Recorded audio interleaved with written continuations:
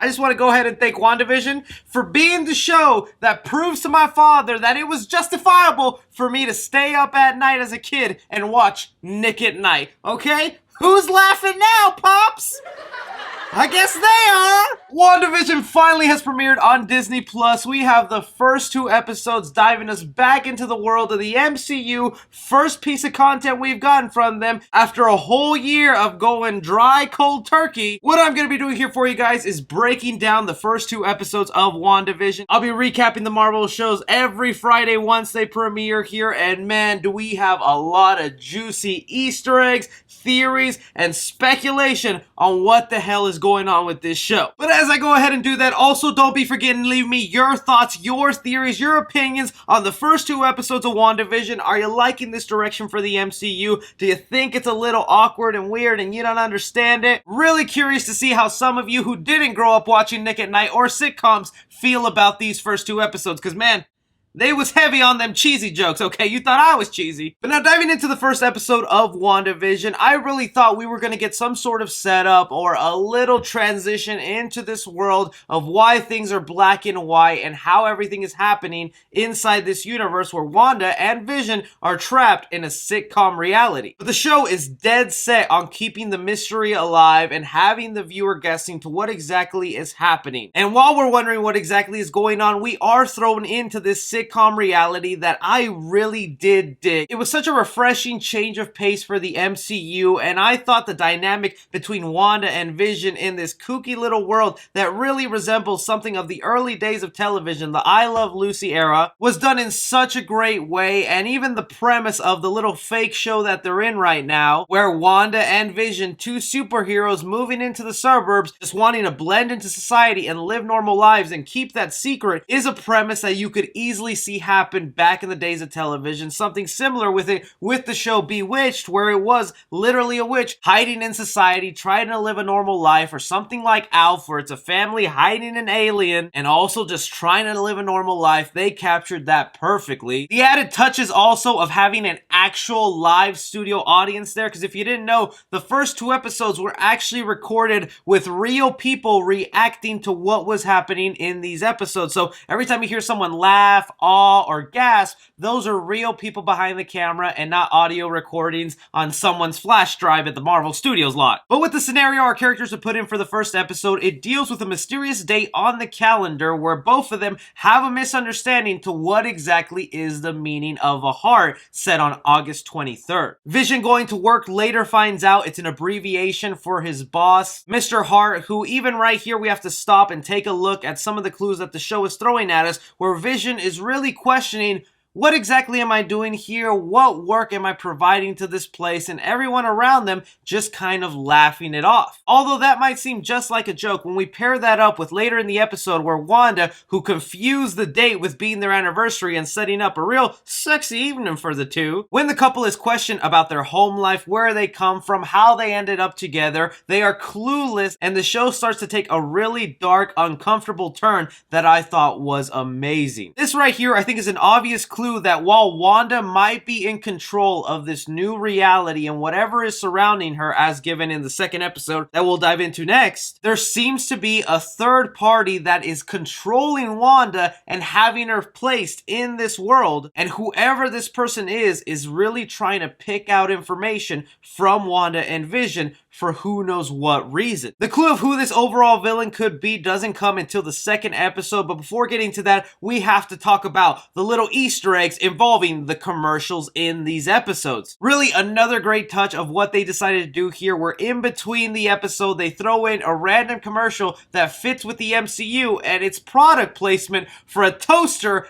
built by Stark Industries. Now anyone would just think, oh, that's kind of cute, funny, maybe Stark Industries has been around and they've just been creating technology for this world, but something really creepy and unsettling is happening with these commercials that fans are starting to notice, and these commercials are actually interpretations of Wanda's memory. No clue yet to who these 2 people are. Fans right now are speculating that it could be the parents of Wanda and Pietro. That's Quicksilver. I honestly thought maybe they were older versions of the actual I Love Lucy actors. But with this first commercial, what we have here is a metaphor for how Wanda's parents were killed with the bomb built by Stark Industries. If you notice the sounds the toaster oven makes, it's very similar to something that you would see in the Iron Man suit, but that awkward long pause of the toaster oven just beeping and beeping and beeping like it's a bomb going off is really reminiscent to something that Wanda and Pietro mentioned in Age of Ultron of how their parents died, where they were trapped in a building staring at a bomb that read Stark Industries that never went off. Really creative and fascinating that everything happening in this world really is connected back to the mind of Wanda, and now we're kind of getting an idea that someone is messing with her and trying to get as much information out of her one way or another. Before moving on to episode 2 here, we also have to talk about the little cliffhanger ending here that it also seems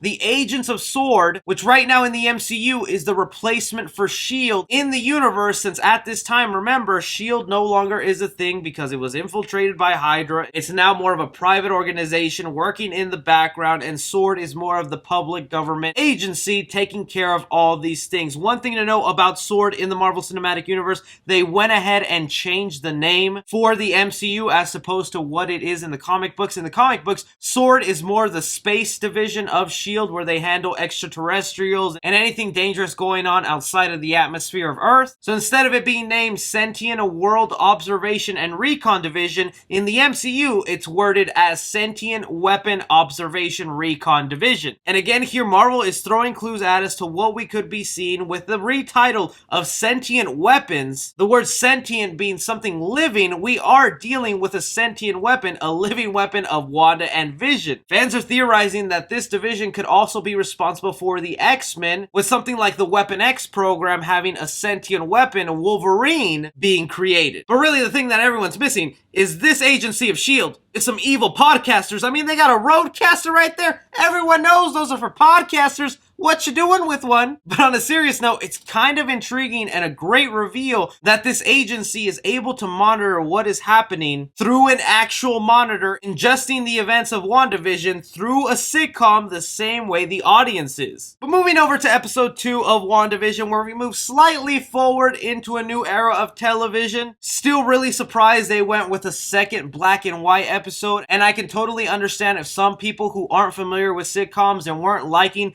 the parody vibe that was being thrown at us were kind of checking out at this point and was like, okay, it was cute for the first episode to have a whole sitcom plot and some goofy plot happening, but now I really want to know more about this mystery. I want to know what these characters are up to and what the heck is going on. I think the second episode does a little bit of a better job of sprinkling some of the mysteries and taking us a little out of the sitcom world. Starting off with Wanda finding the toy helicopter that does have a S.W.O.R.D. logo on it, the same one that we'll see on the mysterious figure by the end of this episode, showing us that this agency is really trying to get into this bubble world that Wanda has created, along with what we now believe is this third-party villain that is still a mystery to us. But in the second episode, we get a foreshadowing clue to who exactly this could be. At one point in this episode, two characters are interacting with each other, and they go ahead and say the lines, "The devil's in the details, Bev," while the other character responds saying, "That's not only the place he is." To me, that is a huge clue to what is going down here in the second episode and who the villain could be. If we're really talking about the devil of the Marvel Cinematic Universe, then we are talking about Mephisto. Mephisto is essentially the devil for the MCU and has a large connection to Doctor Strange and even Spider-Man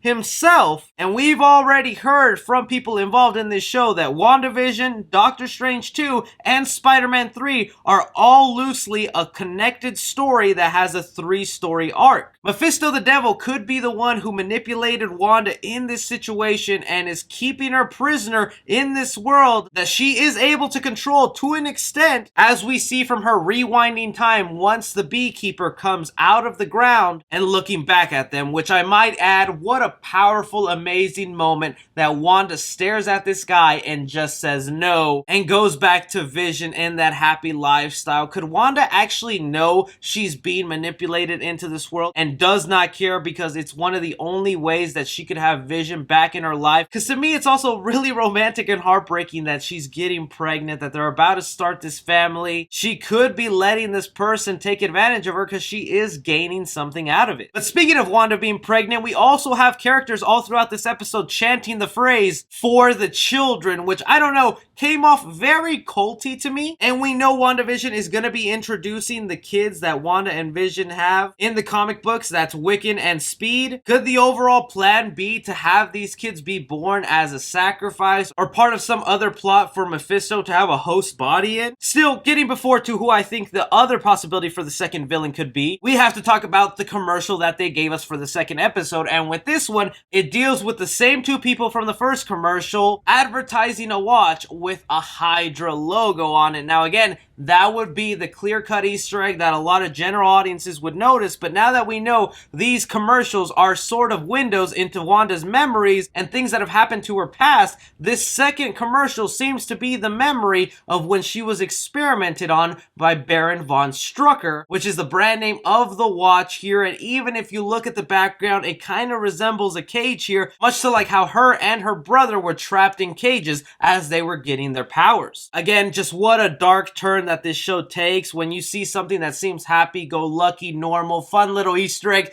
diving deeper into it and going, damn, this is crazy. Also in this episode throughout, we are hearing the voices of an agent trying to contact Wanda saying, what's going on? Who's doing this to you? And that voice really isn't recognizable till the very end of the show, where that is Randall Park, an actor who played a S.H.I.E.L.D. agent in Ant-Man and the Wasp 2. And again, since S.H.I.E.L.D. is no longer a thing, a lot of S.H.I.E.L.D. agents are now transferred over and becoming SWORD agents. And it seems that he is the head of this investigation, really trying to get Wanda out of this world and help her out. Time will only really tell us who the beekeeper is at the end, whether it really is just a regular SWORD agent, because there is a symbol on his back that says that, and what exactly he's wearing, because it seems to be whoever steps into this WandaVision reality, they mesh into the world around them. So I don't think he came in wearing a beekeeper's outfit. He most likely came in wearing a hazmat suit, hoping that would prevent him from everything going on and being trapped in the world with Wanda, which seems to be what all these other neighbors and people have done, probably agents of SWORD who went in hoping to pull Wanda out, only to become a neighbor or a side character of these sitcoms. But the second villain, if not Mephisto, the devil of the MCU, we have heard rumblings that Nightmare, a Doctor Strange villain,